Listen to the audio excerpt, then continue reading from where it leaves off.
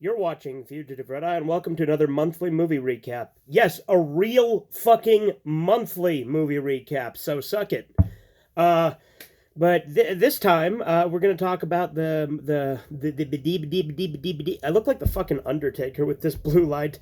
Um, anyway, but the movies we'll be talking about today, we'll start with Hollow Man. Now, Hollow Man is an adaptation of H.G. Wells' The Invisible Man, and it was starring Kevin Bacon. And honestly, really good movie. I thought it was great. Like, it does this stuff with the Invisible Man that a lot of movies are far too cowardly to pull off. Because, like, he gets voyeuristic, he watches his neighbor, he eventually goes in and he fucking rapes her. Like, that, he legit does that. um, which, you always have that in the back of your mind when you think about, like, what kind of shenanigans could happen with, like, invisibility. And Hollow Man didn't shy away from it. They just straight up had it happen. Um, it was a really good movie though. Very interesting take on the Invisible Man. Um, it was sort of this weird like science thing that he was doing for the government. They tested it on animals first, and then he did it on himself as the human test. He also like ends up killing a bunch of people by the end of it. I won't spoil the exact ending of what happens, but yeah, it's a really good take on the Invisible Man. I quite enjoyed it. Um, Next up, we will be talking about Dagon, which is a adaptation of H.P. Lovecraft's Shadow over Innsmouth. Which, if you guys know me, you know that's like my favorite. That is my favorite H.P. Lovecraft story. Dagon is a pretty damn good adaptation of that. It's a B movie from the 2000s. I did not expect the special effects to be good because I knew it had CGI, but honestly, there was way less of the CGI than I thought there would be. And overall, the effects were not like the CGI itself actually wasn't as bad as I was expecting. Plus, there was actually a decent amount of practical effects. It takes place, I think, in like Spain because it was made in Spain. But it had all the main story beats, so it was a really good adaptation of The Shadow over Innsmouth. So I quite enjoyed that as well. The next one we'll talk about will be Cannibal Ferox, or Ferox. Cannibal Ferox, it basically felt like it was just trying to replicate what Cannibal Holocaust did. It actually came out a year after Cannibal Holocaust, so like when Cannibal Holocaust kind of re-kicked off the cannibal phase in Italy. Cannibal Ferox, it doesn't execute it as well as Cannibal Holocaust. The characters are more fucked up, arguably.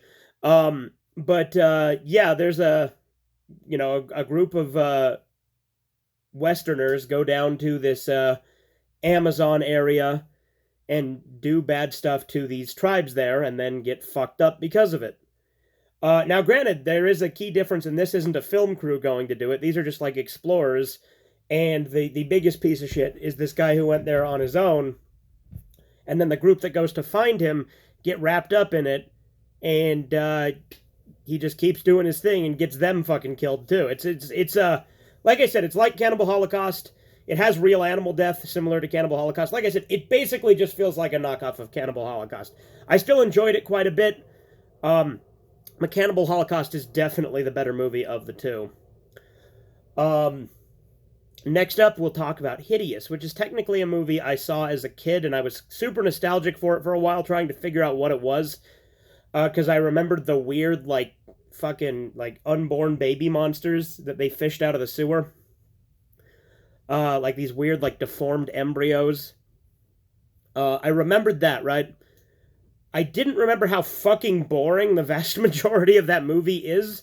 Besides that, like the fucking baby monsters don't actually start killing people until like the last like 20 minutes of the movie. And even then it's because they get like scared. It's weird. It's so bad it's good in some regards. There are some scenes that are really funny. Like there's a scene where this chick robs this guy topless with a gorilla mask. That's kind of funny. Some of the other premises in it are kind of funny. Like it's fun at times, but it can be pretty fucking boring. It takes place in this weird like castle, which they installed this like high-tech security system in to keep them all trapped in. But yeah, it's about these like weird rich collectors that collect like deformed embryos. It's really weird as a concept. It's a full moon movie, which I guess technically it's the first full moon movie I saw because I saw it as a kid. I remembered fuck all about it, which is why I'm including it here. But obviously I've seen other full moon movies since then, like Troll 2. Well, Troll 2 isn't technically full moon. What was the other one? Killjoy. Killjoy, that was the one I was thinking of. But yeah, not a whole lot to say about Hideous. It's fucking weird. And not a whole lot happens for a lot of it. A lot of the movie is just them talking. The next movie we will talk about is Tag, which is a 2015 Japanese movie. It's an interesting one. So Tag, it's really fun for a lot of the movie.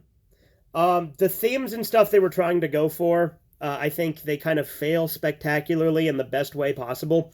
Because it's supposed to be a commentary on, like, video games and, like, the sexualization and objectification of women as, like, things to, like, kill and, like, fuck, like... Because, like, it's, over-violence against women in video games and, like, sexualization of women in video games. But the movie does those things, and it does them, like, a lot.